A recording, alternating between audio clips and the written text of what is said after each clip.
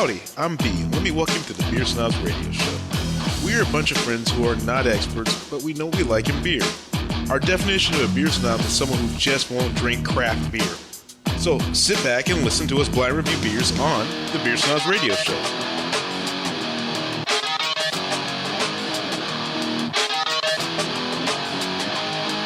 Calling all beer snobs, how you guys doing tonight? I am B, and to my left is... Hey guys, this is Brian with Beer Quet. And right next to him? Damon. Okay, first things first, everybody. I want to remind you about our beer of the month. Our beer of the month is the Anchor Porter from Anchor Steam Brewing, right? Yes. That was that was good. That was some great beer. Yeah, that was a good one. I remember it was really close between that and there was another beer we did. It's called The Loser. Yeah, it was the no. We should give honorable mention at least on this show to the Aftermath because they were the Aftermath Pale was very very close. So we give them one shout out verbally, but there's second place. So, but all due credit goes to the Anchor Porter for being the best. It was very close, but Anchor, you won. Yeah, Anchor, you kicked ass. Way to go, guys. Yeah. So we're going to mention you guys like all month. Yay! Wait for Anchor Porter. So remember, guys, beer of the month, Anchor Porter. Go out and try it. We recommend it highly. I mean, yes. Really highly. But as we know, we're now in the segments, and I brought you guys some beer from a fairly local brewery in the high desert. That's it. We didn't even give you an intro because you're the host. Yeah, you don't need to. I'm that guy. It's Growlers. It's Growler reviews of B. Yeah, you don't need to. I'm that guy. They know me. I don't do it. They know me. I've been here for over 100 episodes. They know who I am. You need like a theme song. That's what you need. Should get a Yeah, you theme need song. like. We need more bass. Oh, Yeah. All right. Yeah, to start Get it with funky now. Growlers with B. That's right. So, what happened was today I stopped by Oak Hills Brewing Company in Hesperia, California. Oak Hills Brewing Company was the first brewery in the high desert. Now, people who don't live out here might not know what the high desert is. The high desert is this whole area that's in between Los Angeles and Las Vegas. It's right in the middle of there. And Oak Hills Brewing Company has been around for going on 2 years now.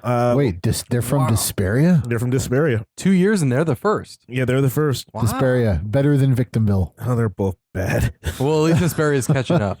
Yeah, but They got a brewery. yeah, There you go. the other one, Apple Valley has a brewery right now. I can't find it yet, but Brian, their first year they brewed over 260 barrels of beer. That's a lot, right? Wow, that is a lot of barrels. Okay, that just What's a regular standard you think for, like, if that's too much, like, or if that's just a lot? That's not too much, but I mean, for a small brewery, that's pretty good because you figure that they're starting off on a brewing system that's between maybe 1 to 7 barrels.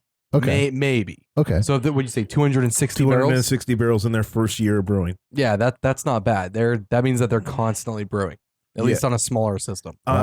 And when I got up there, I decided, I want to bring something new that we haven't done because a lot of breweries I'm noticing are doing their own root beers. So I have for you today, actually, I got a beer too, Oak Hills Brewing Company root beer. Let's try it out. Root beer, eh?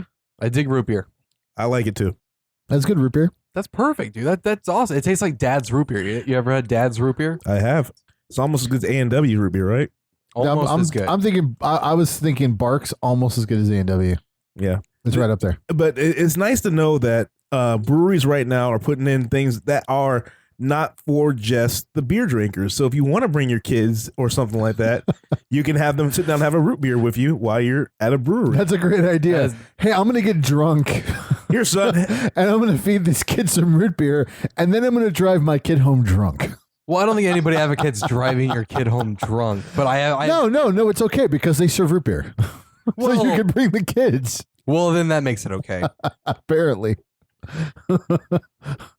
Oh no! Or this is now so you can wait. I got it. You can sucker the designated driver into showing up and be like, whoa! What are you doing? Oh, I was just gonna have one. No, we're not gonna be here that long. Here, you have the root beer. Yeah. Oh, fuck! I'm the root beer guy. Yeah, but it's really good. Well, I guess you forgot. You conveniently forget your wallet too. So not only are they paying, but they're driving. Oh man, that's just fucked. That's just fucked right there. Okay, and now Hef just brought us their brown that they have. I was trying to get. They have. Oh, that smells good. Beer called Berry Mellow. Beery? Beery Menelo. Beery. Yeah, Beery. And it's Beery Menelo. Yeah, something like that. I couldn't remember. It was fucking awesome though. Beery Manilow. But Beery Manilow. There it is. Okay. There Yeah, it is. because like the singer Barry Manilow, but it's Beery Manilow. Yeah, it was a lemon That's so horrible. and raspberry infused light beer. It was really nice. But they didn't do growler fills with that. And currently their two most popular beers they were totally tapped out of. One of them was a mango orange wheat. And the other one I think was their normal, but this one we have in front of us, their brown is their other one that they sell a lot of. So their brown ale basically told you if you like Newcastle, you'll love this. Had a little taste. I thought it was really damn good. Why don't you guys try it? You know, I just took a whiff of this. It smells better than Newcastle. It smells it smells almost coffee. I'm getting coffee off of this. Oh yeah, I got that a little too. bit. It's distinct. Maybe it's even espresso because it doesn't have like as much of a roasted. See, being a person who doesn't drink coffee, I can't really discern the difference between espresso and coffee smells. But you'd have to be the one for that. But it smells coffee-ish to me. Yeah, this is good. This tastes delicious. It's based purely on my experience with beer. It's kind of a cloudy beer. It's a light brown, a thin brown head, quickly fading. But I mean, oh my god, this is really good for a brown. That was just like a very excellent brown with just like a little bit coffee notes on the end. Like perfectly, it's just like brown and then complement. That's a good way to put it. Yeah, it is. It. You don't really taste much hops. It's not bitter at all. It just if it's bitter, it must be from the coffee. It's tasty. It's tasty and it's got two layers of flavor. That's how I would say it. The other beer I was tempted to bring was their Belgian Tripel, which was really good too. But I just thought the brown would be something. We haven't done a good brown in a while, and this is a pretty good brown. This is awesome. I thank you, sir. Because it's very rare that you find a brewery, let alone many breweries that make a good brown. I mean, can you go to the store and pick up a good brown? Well, I have a really good store. I have Premier. Yeah, Premier Liquor. Premier Liquor is like right next to where I live, so I mean, I can go there and I can grab some downtown and stuff like that. So yeah, I can grab some. Get up off that brown or. They don't have Get Up. They've got Downtown Brown in most cases. Like what other browns do you see? You see Newcastle. Yeah. Well, yeah, but I don't consider even Newcastle that great of a brown anymore. It's like the wait, if it's canned, not bad. It's the not bad one. If it's canned or from a tap, I'll drink Newcastle. That's when it's really good. See, that's my problem though. Is like it's so hard to go out to a store and find a really good brown when somebody is making something this good in your backyard. I mean, you have to be excited about that. No, and the cool thing about it is, I mean, I think their second anniversary is coming up pretty soon. In less than a year, they were able to expand into a whole nother area. They doubled their square footage of their brewery because they had so many people who just want to get good beer out in Hesperia, Victorville, the high desert area. And because the land out there goes for pretty good. I mean, they probably got a pretty good price for the space. Okay, here's how you find it though. A lot easier than out here. Yeah, here's how you find it. If you take if you take 15 north and exit 395, right when you pass the truck stop and right when you pass the AM/PM, make a right, and it's a brewery right over there. They're far away from civilization. So I got this feeling this is a place to stop midway point on the way to Vegas. You stop there on the way to Vegas, or you stop there on the way to Bishop. How far is it off the 15? Why would you want to stop in Bishop? No, stop there before you go to Bishop. Yeah, why would you go to Bishop? Off 395. Because of where it's at. So how far is it from the 15 though? That's sort of a reason to go to Bishop. No more than like a mile and a half. Oh. Yeah, mile and a half west of the freeway. That's totally able to work right into driving plans. Yeah, it's a real nice stop to make. Get a couple good beers, really good prices, and I just wanted to highlight them. They do really good things, and it's really nice to have a brewery in some remote areas that we consider in Southern California, like the high desert. So Oak Hills Brewery, thank you.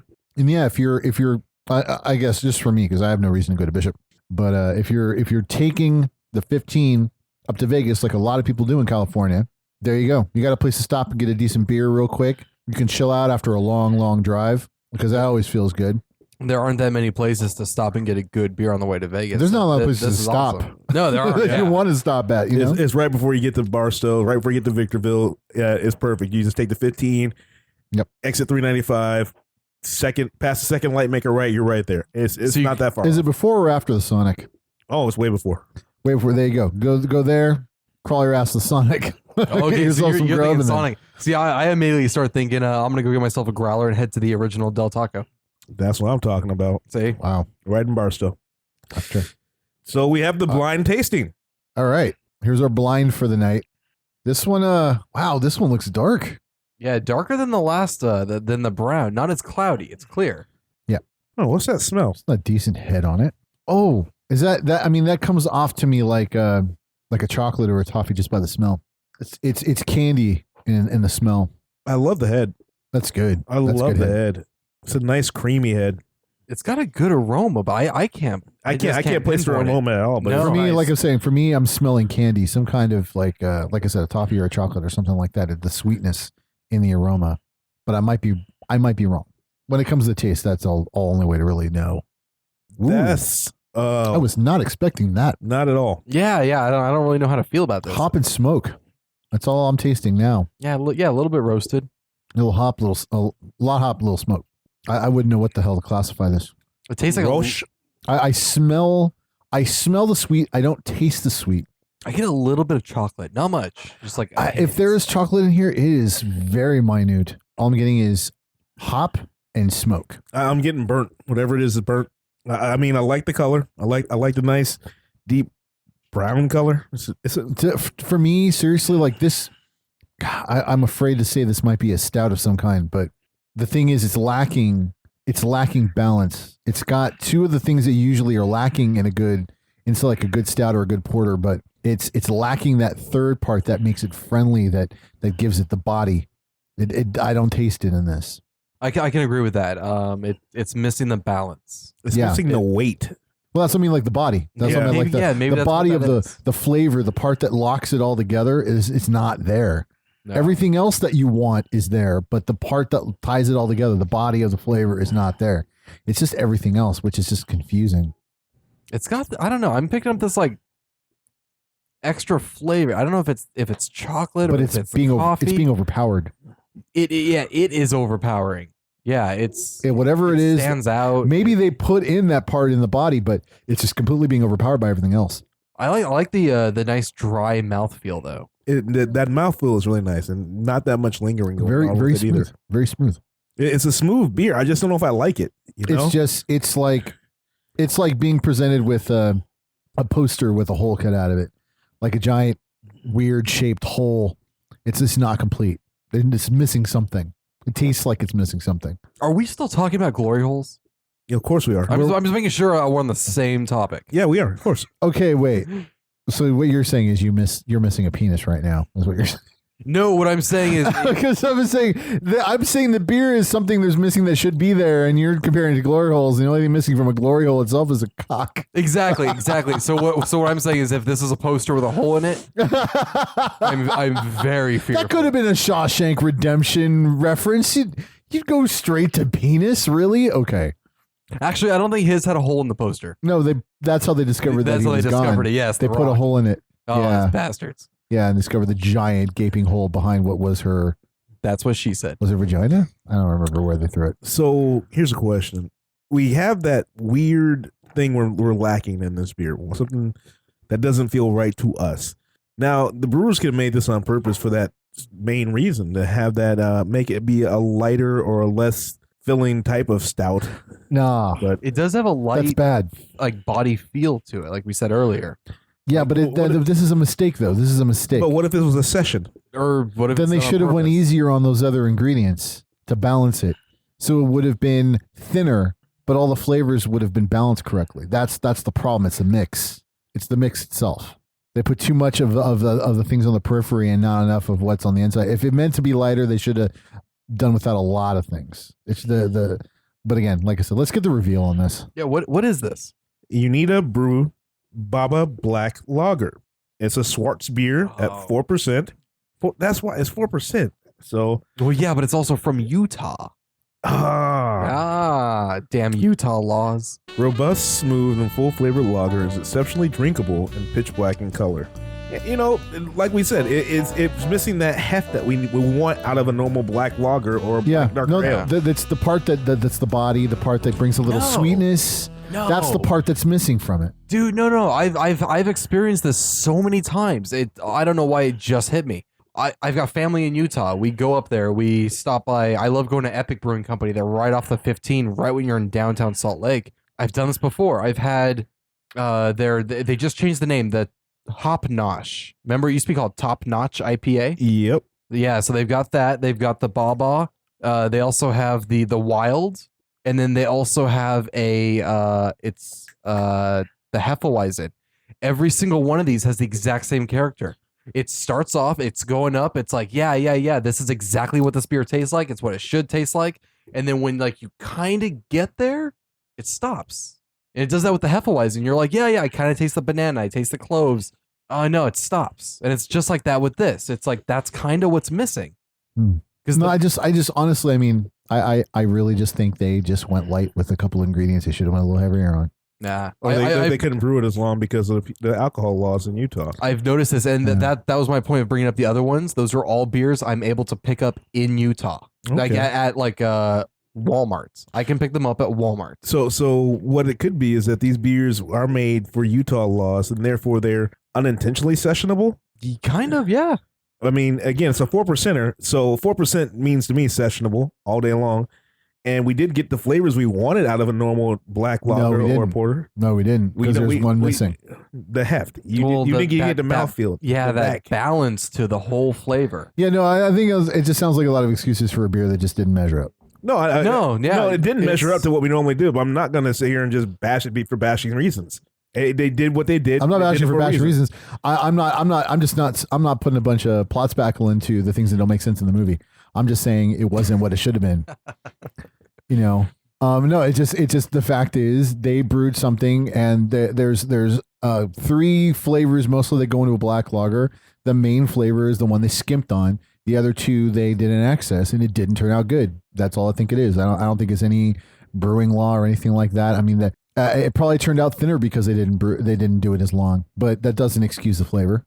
No, I say their original gravity wasn't as high because of state law, and that gave it a 4%. But I don't think that had anything to do with the flavor. I think the flavor was their mix, and I just don't think they did it right. Well, here's what matters. Would you buy this again, or would you try it again? Damon, we know your answer. That's a no. Well, no. Well, wait. Before we always skip this. 2 things. The bottle. I love this freaking bottle. Well, all their designs are really awesome. It's really simple. It's 2-tone color. This is what it's look like. That's not going to catch your eye. It's almost like a sign painter from the '60s design. It's simple. It's just simple, a picture of a sheep. Yeah.